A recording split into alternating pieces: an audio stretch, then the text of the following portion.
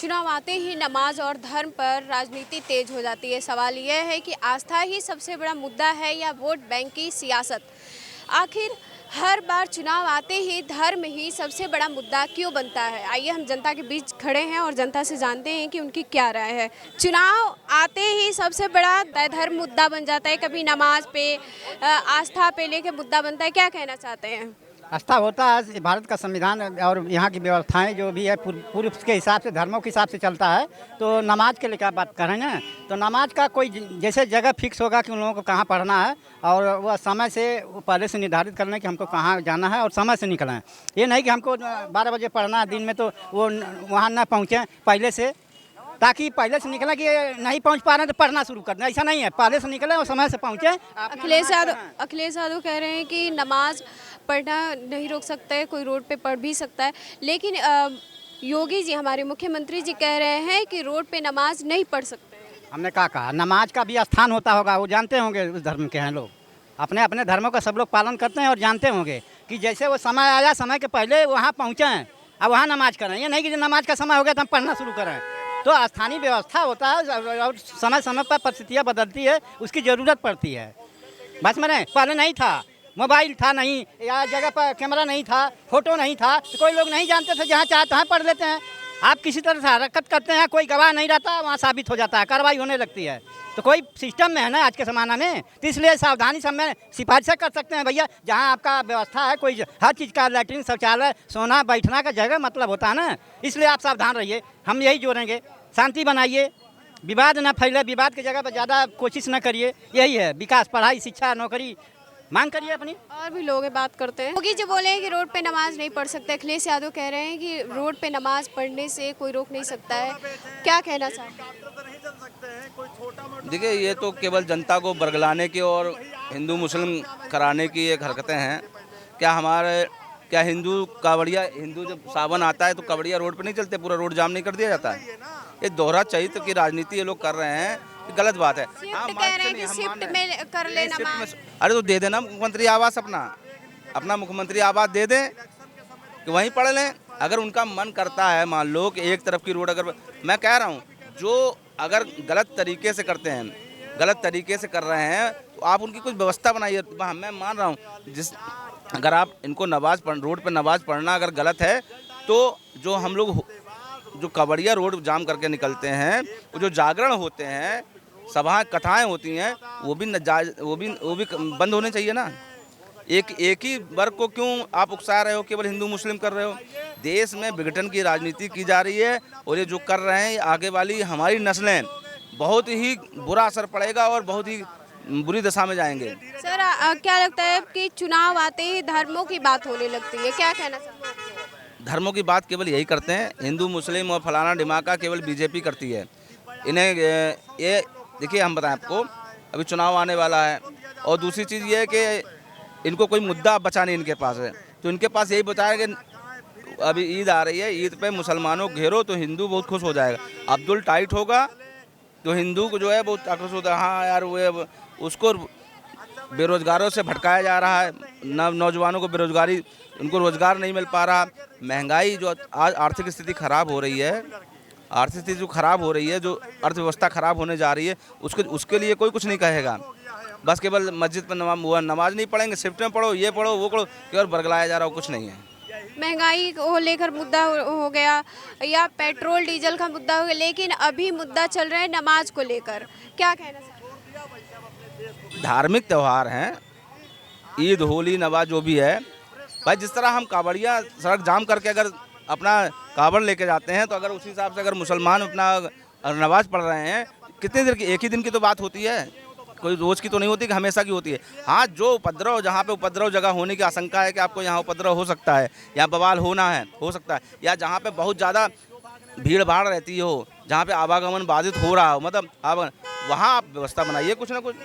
अब ये थोड़ी ना है कि आप लिए व्यवस्था तो की गई है। व्यवस्था कौन करेगा? सरकार, आप करोगे ना व्यवस्था?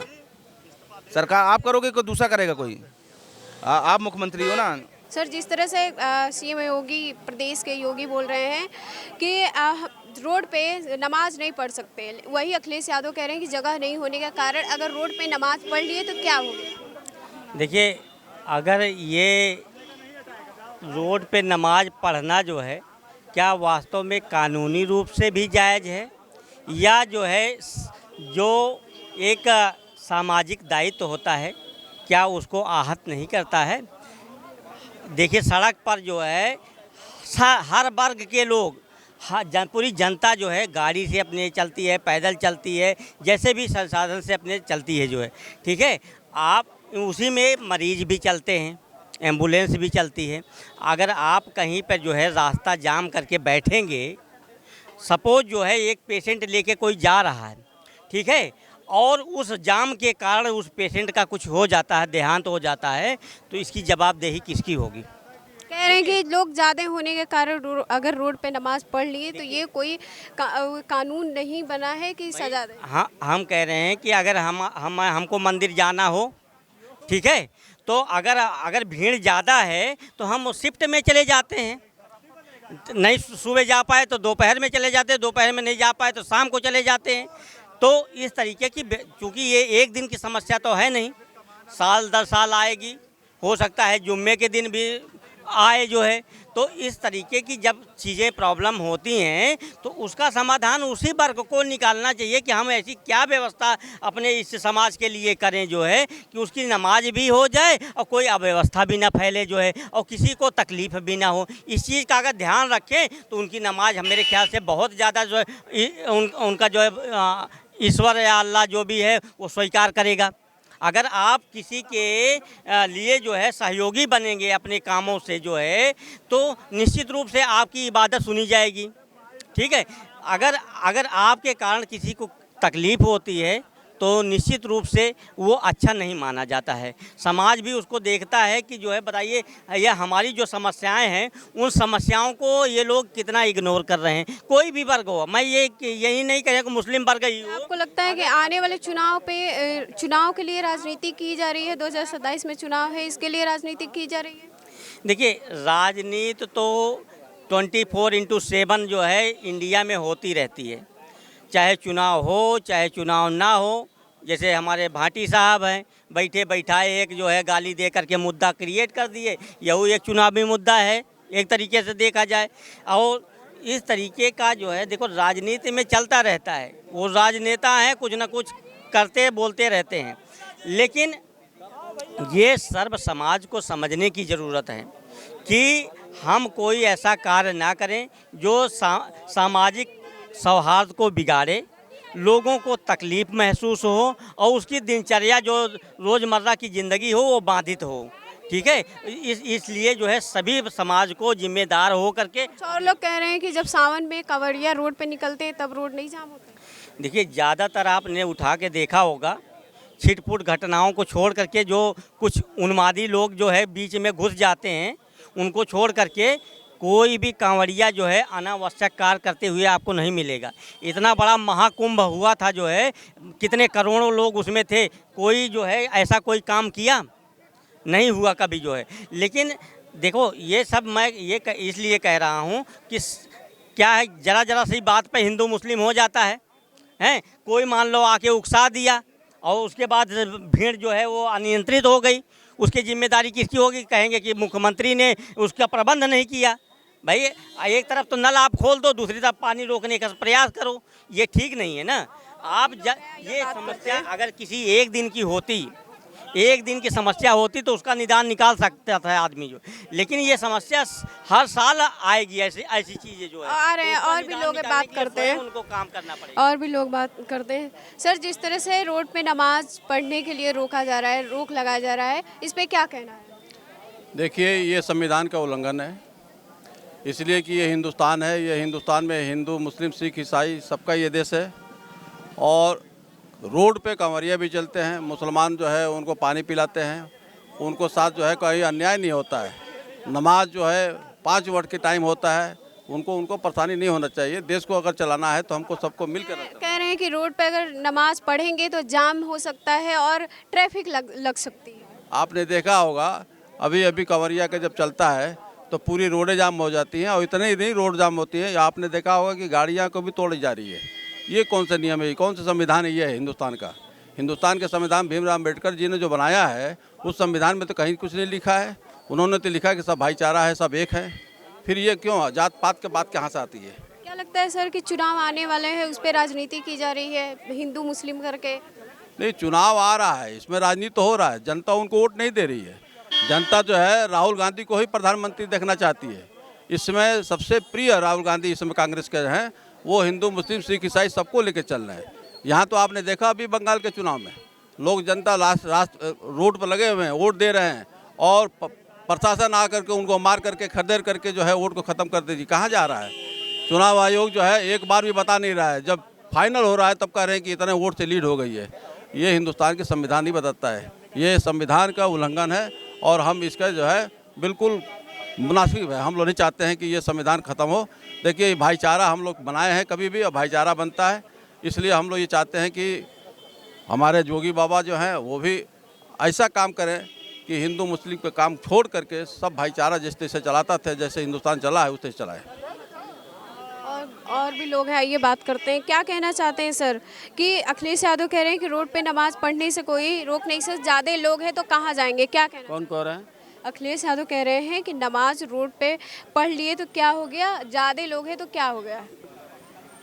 अखिलेश यादव जी को वो सही बोल रहे हैं। अखिलेश यादव जी, नमाज तो आप कहीं पढ़ सकते हैं, मंदिर में अगर जो नहीं पूजा करते हैं तो यहाँ भी पूजा कर सकते हैं, कोई दिक्कत नहीं है। राष्ट्रीय अध्यक्ष अखिलेश यादव जी ने अच्छा बोला है, मैं उनको बधाई देना चाहता हूं। 2027 में माननीय राष्ट्रीय अध्यक्ष अखिलेश यादव जी की सरकार बनेगी, वो मुख्यमंत्री बनेंगे अखिलेश यादव जी। उनको मैं बधाई देना चाहता हूं कि अपने कार्यकर्ताओं को और जनता को, किसानों के साथ जो वो लड़ाई लड़ रहे हैं, इसलिए उनको बधाई हो। इस वक्त देश महंगाई पे जूझ रहा है और हमारे जो लोग हैं वो हिंदू मुस्लिम पे बात कर रहे हैं। क्या कहना चाहते हैं? हिंदू मुस्लिम समाजवादी पार्टी सरकार कभी बोलती नहीं है। मैं भाजपा वाले नेताओं से कहना चाहता हूं कि भाई क्यों हिंदू मुस्लिम कह करके देश को बेच रहे हो? हिंदू मुस्लिम क्यों कह रहे हो? सरकार चला रहे हो, चलाओ अच्छे से। हिंदू मुस्लिम आओ, ककला शिक्षा पे आओ, व्यवस्था पे आओ, किसान पे आओ, मजदूर पे आओ, ककला की महंगाई पे आओ, डीजल पे आओ, पेट्रोल पे आओ। इतना जो महंगा हो रहा है इसकी बात करो। इस पे तो बात करना नहीं चाहते। माने नमाज पे क्या बात करोगे आप? किसान के हित पे आओ। अभी डाई बढ़ा दिए, ककला के पेट्रोल बढ़ गया। आप बताइए, खाना बनाते हैं घर पे ना? जो जब 400 रुपया गैस था तो सिलेंडर कपार पे भाजपा वाले नेताओं ने लेकर के घूमता था। माननीय स्मृति ईरानी जी भी लेकर घूमती थी। आज 1500 गैस का जो गैस हो गया है। क्या स्मृति ईरानी जी से मैं पूछना चाहता हूं, प्रधानमंत्री जी से पूछना चाहता हूं, क्या गैस खाने वाली व्यवस्था को आप इतनी महंगी कर दिया? ये कहां से आपकी सरकार, कहां आपकी सरकार सोई है? ये सारे लोग उत्पीड़न में हैं। इस बार सरकार देखिए, आप जो आपने बात कहा है कि कांग्रेस की राहुल गांधी जी की केंद्र में सरकार बनेगी। उत्तर प्रदेश में जनता अखिलेश यादव को चाहती है और बनाएगी। अच्छा, यूपी में जब चुनाव आने वाला है 2027 में, उसमें अखिलेश यादव को जनता चाहती है? अखिलेश यादव जी को जनता एक नंबर चाहती है। सरकार अखिलेश यादव जी की बनेगी, कोई रोक नहीं पाएगा। कितना हो विरोध कर ले, जनता उनके साथ खड़ी है। अखिलेश यादव जी की सरकार बनेगी, अखिलेश यादव जी की। सवाल ये खड़ा हो रहा है कि चुनाव आते ही आस्था को ही क्यों मुद्दा बनाया जाता है? देखिए, सभी धर्मों का आधार प्रेम है। हिंदू हो, मुसलमान हो, चाहे सिख हो, चाहे ईसाई हो, सब में भाईचारा की भावना होनी चाहिए। ये जो नमाज का मतलब वक्तव्य बना रहे हैं, उसको छोड़ करके सरकार को महंगाई बेरोजगारी में मतलब ध्यान देना चाहिए। और रही मतलब कहते हैं कि आप ये पूछ रही हैं कि मतलब किसकी सरकार बनेगी, तो एक शेर मैं कहना चाहूँगा, बेसन चाहे जितना खूबसूरत हो, गरम गरम पकौड़े छनेंगे और दुनिया चाहे जितनी ताकत लगा ले, 2027 में आदरणीय अखिलेश भैया यूपी के मुख्यमंत्री बनेंगे। आम आदमी से लेके वीआईपी आदमी तक लोग बेरोजगारी से मतलब जूझ रहे हैं। और जो मतलब कहते हैं, देखिए कोई भी आम आदमी से लेके वीआईपी आदमी जब मंदिर जाता है, मस्जिद जाता है, गुरुद्वारा जाता है, चाहे चर्च जाता है, तो उसका मतलब सर झुकता है। सभी धर्मों का आधार प्रेम होना चाहिए।